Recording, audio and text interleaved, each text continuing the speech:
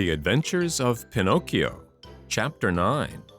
Pinocchio sells his ABC book to pay his way into the marionette theater. See Pinocchio hurrying off to school with his new ABC book under his arm. As he walked along, his brain was busy planning hundreds of wonderful things, building hundreds of castles in the air. Talking to himself, he said, "In school today, I learned to read, tomorrow to write, and the day after tomorrow, I'll do arithmetic. Then, clever as I am, I can earn a lot of money. With the very first pennies I make, I'll buy father a new cloth coat. Cloth, did I say? No, it shall be of gold and silver with diamond buttons.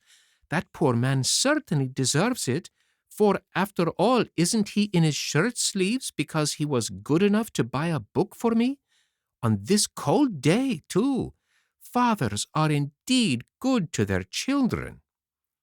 As he talked to himself, he thought he heard sounds of pipes and drums coming from a distance. Pee, pee, pee, pee, pee, pee, zoom, zoom, zoom, zoom, zoom. He stopped to listen.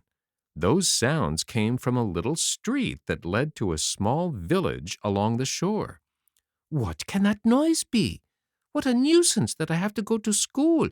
Otherwise—" There he stopped, very much puzzled. He felt he had to make up his mind for either one thing or another. Should he go to school, or should he follow the pipes?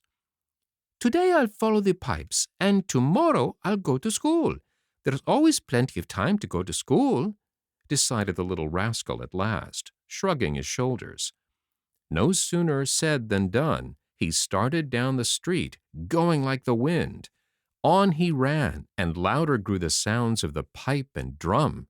Pee, pee, pee, pee, pee, pee, pee, pee, pee, zoom, zoom, zoom, zoom, zoom. Suddenly, he found himself in a large square full of people standing in front of a little wooden building painted in brilliant colors. "What is that house?"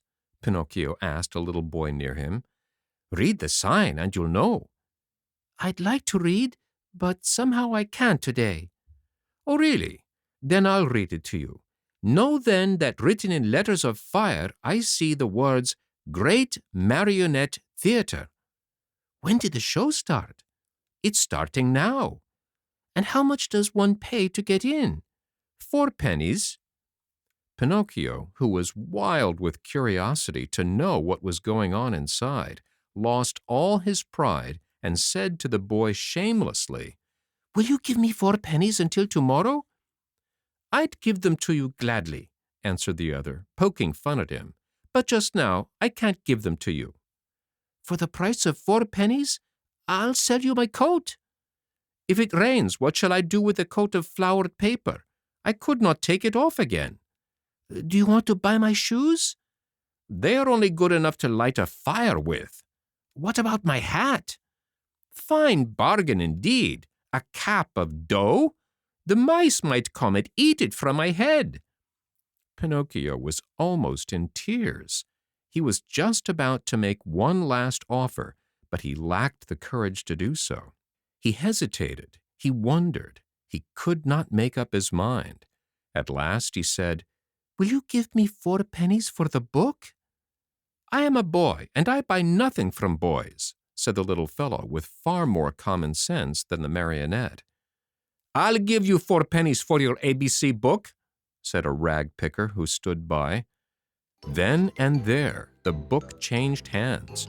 And to think that poor old Geppetto sat at home in his shirt sleeves, shivering with cold, having sold his coat to buy that little book for his son.